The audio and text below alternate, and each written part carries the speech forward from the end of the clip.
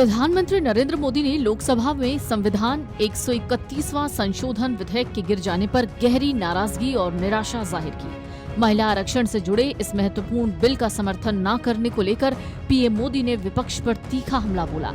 उन्होंने कहा, विपक्षी दलों को अपने इस फैसले के लिए जिंदगी भर पछताना पड़ेगा। एक रिपोर्ट के मुताबिक प्रधानमंत्री मोदी ने ये टिप्पणियां दिल्ली स्थित संसद भवन में आयोजित सुरक्षा मामलों की कैबिनेट समिति यानी सीसीएस की बैठक के दौरान की।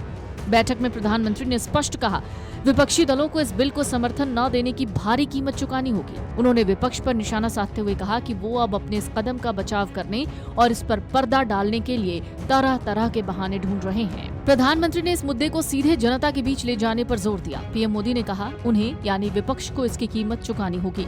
हमें देश के हर गांव तक ये बात पहुंचानी होगी कि विपक्ष की मानसिकता पूरी तरह से महिला विरोधी है।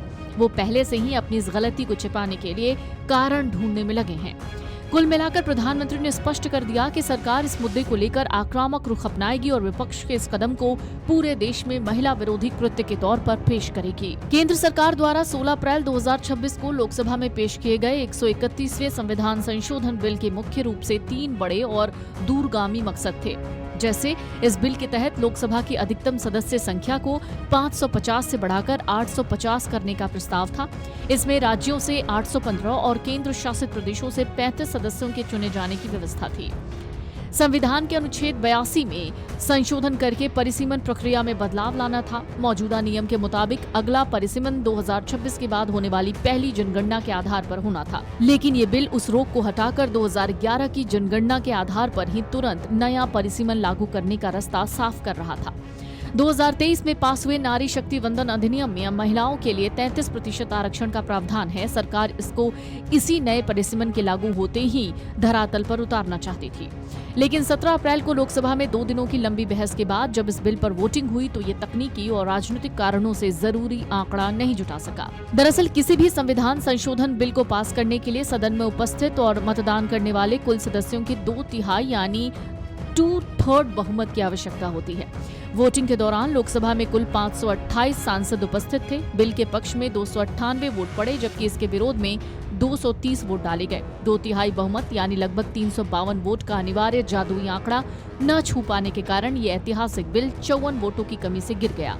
इस प्रमुख बिल के गिरने के ठीक बाद संसदीय कार्य मंत्री किरण रिजिजू ने घोषणा की कि सरकार परिसीमन और केंद्र शासित प्रदेशों से जुड़े अन्य 2 संबंधित बिलों पर भी अब आगे नहीं बढ़ेगी। विपक्षी दलों ने साफ किया कि वो महिला आरक्षण का समर्थन करते हैं, लेकिन उनका असली विरोध बिल में शामिल परिसीमन के पेंच को लेकर था। विपक्ष का सबसे बड़ा तर्क ये था कि अगर जनसंख्या के आधार पर परिसीमन हुआ तो दक्षिण भारतीय राज्यों को भारी नुकसान होगा। इन राज्यों ने जनसंख्या नियंत्रण की दिशा में बेहतरीन काम किया है, इसलिए नए परिसीमन से लोकसभा में उनका प्रतिनिधित्व घट जाएगा और उत्तर भारतीय राज्यों का दबदबा बढ़ जाएगा। विपक्षी धड़े ने सरकार पर आरोप लगाया कि वो महिला आरक्षण जैसे संवेदनशील मुद्दों की आड़ में जल्दबाजी में परिसीमन थोपना चाहती है, ताकि देश के चुनावी नक्शे को बदलकर राजनीतिक लाभ लिया जा सके। विपक्ष के इसी एकजुट विरोध के कारण सरकार तमाम कोशिशों के बावजूद जरूरी 2/3 बहुमत जुटाने में विफल रही और 2014 के बाद पहली बार मोदी सरकार को संसद में किसी इतने बड़े विधायी प्रस्ताव पर हार का सामना करना पड़ा।